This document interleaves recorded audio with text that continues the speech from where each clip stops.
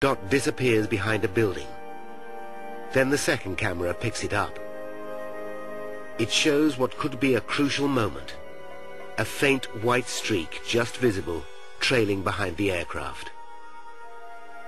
Is this the explosion seen by so many eyewitnesses?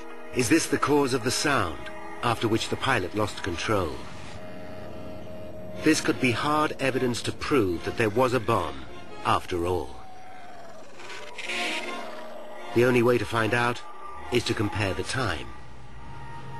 If the white streak happened at the same time as the bang captured by the voice recorder, the two are likely to be the same event. Investigators visit the site of the toll booth cameras. Using buildings as reference points, they work out exactly where and when the streak occurred. The results back up their theory that this was not a bomb. We can see that the streak began 8 seconds after the initiating accident sequence. The calculations show the streak occurred after the bang on the recorder.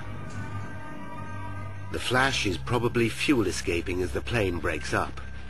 This can't be the start of the accident, although it could be the reason so many people thought they saw an explosion.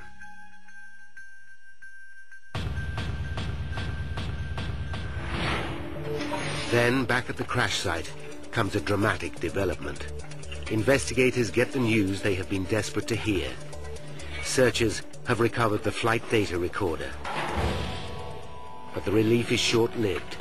The black box is damaged. The NTSB sent it back to the manufacturers to see what, if anything, can be retrieved.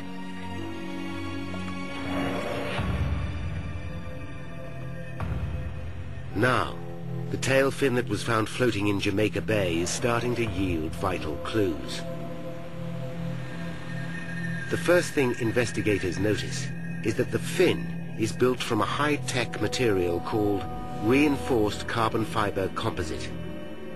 Often used in racing cars and sports equipment, composites consist of layers of carbon fibers bound tightly together with resin. The A300-600 was one of the earliest civil aircraft to feature this high-strength material, and it's used in many areas of the plane. But when investigators look closely, immediately alarm bells begin to ring. There are 6 main attaching points connecting the tail to the fuselage. All 6 have given way. There has never been a plane crash caused by a composite failure, but Benson can rule nothing out. You have to imagine a force large enough to break 6 attaching points made out of one of the strongest materials in the world. 6 of these holding the vertical stabilizer on, and all of them broke. So the forces had to be just tremendous. The detail of the failure is what worries the team. Plans show how each of the 6 attaching points has 2 lugs. One made from aluminium, the other from composites, connected by a titanium bolt. The damage shows that the metal lugs and the bolts remained intact, but the composite lugs all gave way. Benson has to consider the appalling prospect that the composite material itself may be faulty. With 240 similar planes still in service, and thousands more using similar technology, it would have huge implications throughout the aviation industry. There's something that the composite creators or designers missed 25 years ago. It's now just starting to rear its ugly head. That's bad news for a lot of airplanes that are already flying. Proving that the carbon fiber is to blame will need hard physical evidence. Benson urgently dispatches the stabilizer to specialist labs at NASA to see if they can detect any weakness. Using scanning electron microscopes, experts check over 3,000 square centimeters of surface, magnifying the material by up to 5,000 times as they search for any imperfection. It's a painstakingly slow process, and the pressure is building on Benzon and his team all the time. It keeps you awake at night. You've got a lot riding on these things, and the eyes of the world initially, and then later on the eyes at least of the aviation industry are on us. The pressure is also growing on Airbus. Is the design of their aircraft at fault? Has there been an error during assembly? They scrutinize every lug, bolt and fitting on the tail, including the vertical stabilizer as it is called. After hundreds of hours of work studying Airbus's design and construction methods, NASA and NTSB scientists finally give the plane a clean bill of health. They can find nothing wrong with the aircraft or the materials used to build it. While the news is welcome, it only serves to deepen the mystery. Although we were relieved in that aspect, we knew we had a long row ahead of us because we still had no idea why the vertical stabilizer really came off. Then, just as the investigation seems to have stalled, comes a vital turning point. Information from the damaged flight data recorder has at last been retrieved.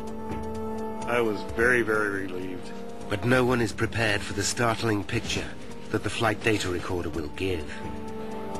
The focus of the entire investigation suddenly shifts from the machine to the man flying it, co-pilot Sten Molen.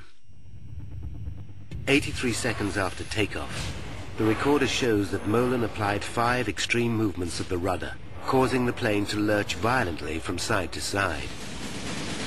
The plane slips sideways to its direction of travel, first one way and then the other. I've looked at a lot of flight data readouts in my time. I've never, ever seen that particular type of activity occur. They realized that traveling at nearly 470 kilometers per hour, the aerodynamic stresses on the 130-ton Airbus would have been extraordinary. They were virtually unprecedented to us. We were amazed. It seems as though on the 5th movement of the rudder, the entire tail fin broke off. The implication is extraordinary. Simply by manipulating the controls, the pilot broke the aircraft.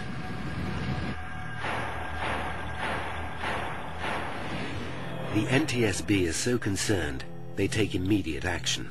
On February 8th, 2002, they issue a special warning to all pilots of this new danger. But the board have yet to prove that the tail came off simply due to aerodynamic forces. Many pilots doubt that such a thing is possible. The only way to be sure is to run detailed computer simulations, a process which could take months to perform. If the theory is right, then the idea that a terrorist plot must be behind the tragedy can finally be laid to rest. Benzon now faces a new and disturbing mystery. Why did the pilot act in this way? Investigators believe they are close to uncovering the cause of the tragic crash of Flight 587. The flight data recorder shows that the co-pilot, Sten Molen, applied 5 rapid inputs to the aircraft's rudder pedals, which could have overstressed the tail fin, causing it to break off completely. Now the question is, why would he do such a thing? They listen again to the cockpit voice recorder.